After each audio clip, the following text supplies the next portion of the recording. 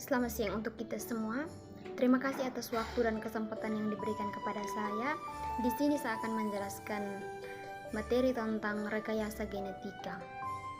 Sebelum itu, di sini saya akan memperkenalkan nama terlebih dahulu. Baik, nama saya Getrida Adventri Anair, NPM 33210094. Oke, langsung saja. Materi yang pertama itu rekayasa genetika. Rekayasa genetika adalah cabang ilmu biologi yang mengkaji manipulasi materi genetik organisme. Hal ini meliputi teknik yang digunakan untuk memodifikasi sifat-sifat organisme dengan memasukkan DNA baru. Yang berikut, pendekatan rekayasa genetika. Ada 3 tahap. Yang pertama, identifikasi tujuan. Yang kedua, pemetaan genom. Yang ketiga, modifikasi genetik. Yang berikut, edukasi mengenai keamanan rekayasa genetik.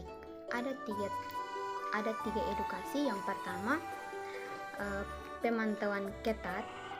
Organisme hasil rekayasa genetik diawali secara ketat untuk menghindari potensi dampak negatif terhadap ekosistem alami. Yang kedua, uji keamanan mendalam. Produk rekayasa genetik harus melewati serangkaian uji keamanan yang ketat sebelum dapat digunakan secara komersial. Yang ketiga, penelitian berkelanjutan. Para peneliti terus melakukan evaluasi menyeluruh terhadap organisme hasil rekayasa genetik untuk memastikan keamanan jangka panjang. Yang berikut, perkembangan terbaru dalam rekayasa genetika. Ada 3 bagian. Yang pertama, terobosan medis. Rekayasa genetika telah mendorong terobosan dalam pengobatan penyakit genetika seperti terapi gen dan pengembangan vaksin. Yang kedua, terapan pertanian inovatif. Teknologi ini memungkinkan pengembangan tanaman yang tahan penyakit dan tahan kekeringan menghadapi tantangan pangan global. Yang ketiga, eksplorasi lingkungan. Peneliti menggunakan rekayasa genetik untuk memahami keberagaman hayati dan konservasi ekosistem yang rentan. Yang berikut, rekayasa genetika, penerapan teknik biologi molekuler untuk mengubah susunan genetik dalam kromosom atau mengubah sistem ekspresi genetik yang diarahkan pada kemanfaatan tertentu. Yang berikut, gen pembawa informasi genetik. Gen merupakan komponen operasional pembawa informasi genetik. Gen dapat didefinisikan sebagai sebuah segmen molekul DNA yang memiliki informasi biologis atau genetis yang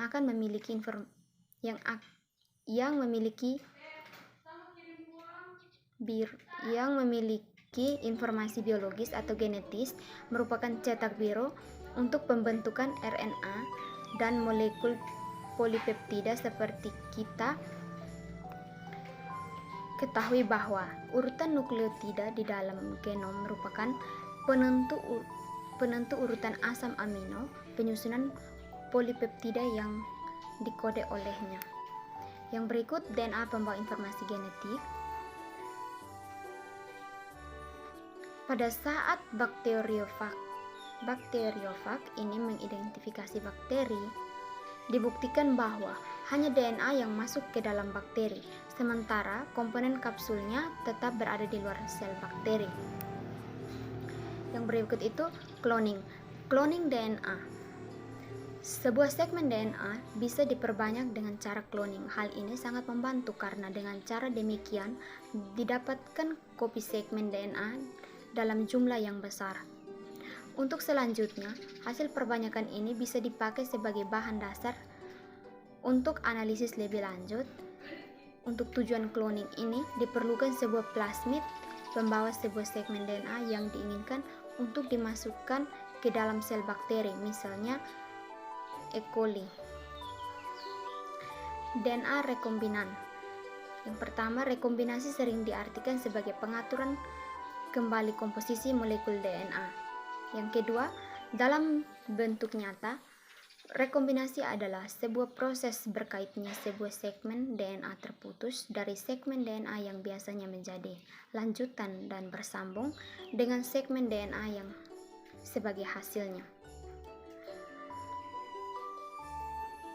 Lain dan mutasi, rekombinasi dapat menyebabkan perubahan urutan nukleotida DNA yang signifikan dan dapat meliputi lokus yang panjang. Hal ini terjadi karena dengan rekombinasi perubahan urutan nukleotida di dalam genom dapat berubah secara drastis.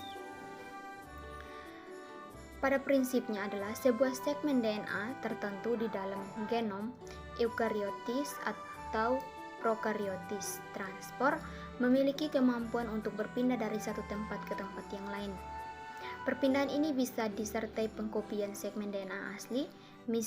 Masih ada tempat semula sementara yang berpindah pada kopinya tanpa proses pengopian seperti layaknya mekanisme.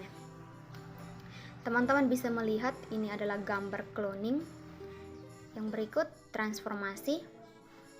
Memperkenalkan DNA ke dalam host cell lain sedemikian rupa sehingga gen tersebut dapat diekspresikan. Gen pada DNA diinformasikan harus mampu transkripsi dan translasi untuk membentuk molekul protein. Replikasi dan DNA diturunkan ke generasi.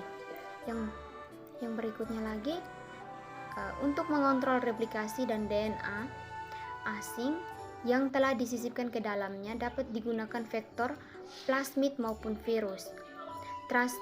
Transformasi dapat didefinisikan perubahan keadaan atau sifat satu strain oleh DNA asing. Dapat dilakukan dengan memasukkan DNA donor ke dalam sel inang. DNA donor bisa utuh atau rekombinan. Yang berikut, teknik transformasi. Ada 3, yaitu induksi kimia, biolistik atau mikroinjeksi. Yang terakhir, elektroporasi. Baik, inilah penjelasan singkat mengenai materi rekayasa genetika. Sekian dan terima kasih. Selamat siang.